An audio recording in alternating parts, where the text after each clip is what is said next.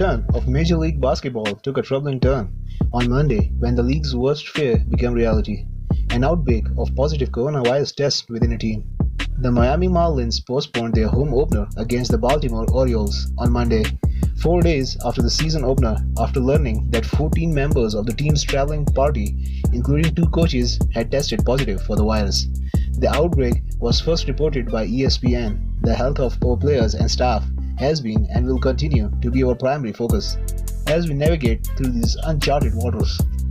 Derek Jeter, the Marlins chief executive, said in a statement, "After a successful spring 2.0, we have now experienced challenges once we went on the road and left Miami.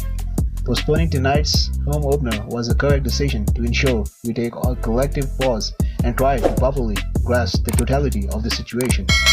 Jeter said the Marlins should remain in Philadelphia, where they played 3 games against the Phillies over the weekend, while awaiting the results of another round of testing for players and staff. The Phillies were scheduled to host the Yankees on Monday, but the game was also postponed. The Marlins played 2 exhibition games in Atlanta last week before the series at Citizens Bank Park in Philadelphia, including Sunday's series finale, which was played after Miami learned that 4 players had tested positive.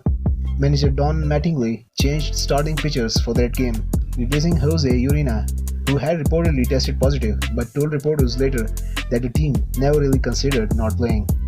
As games began for most teams on Friday, M.L.B announced that only 6 of 10,933 samples it had conducted that week had been new positives. But most of those tests had been conducted while teams were training at their home parks before traveling to road sites. The league is attempting to stage a 60-game season using 30 stadiums across the United States, including a Class AAA ballpark in Buffalo for the Toronto Blue Jays, who were barred from playing home games by the Canadian government because of the risk of travel to and from the United States. Basketball's decision to play games at home sites stands apart from the NBA and the NHL, which are preparing to resume play in so-called bubbles. The NBA is housing players and holding games at Walt Disney World near Orlando, Florida, while the NHL is using 2 sites, Toronto for Eastern Conference teams and Edmonton for teams in the Western Conference. Those leagues are also using fewer teams than MLB. Both were deep into their seasons when sports shut down in mid-March. So the NHL plans to move directly to the playoffs, with 24 of 21 teams taking part, while the NBA plan involves 22 of its 30 teams.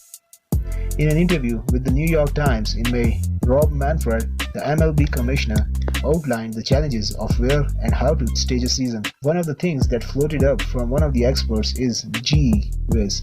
A way that you can do this is to quarantine players, Manfred said, adding later, and then you are going to start a 4.5-month season, and your life is going to be hotel to ballpark, back to hotel, room service, not see your family. So then we realized, gee, that's pretty tough. So then we started thinking about including families, and you realize as you get into that phase that you get into quarantine numbers that are insane. Manfred said MLB considered holding games into 3 hubs: Arizona for teams in the West Divisions, Texas for teams in the Central, and Florida for teams in the East.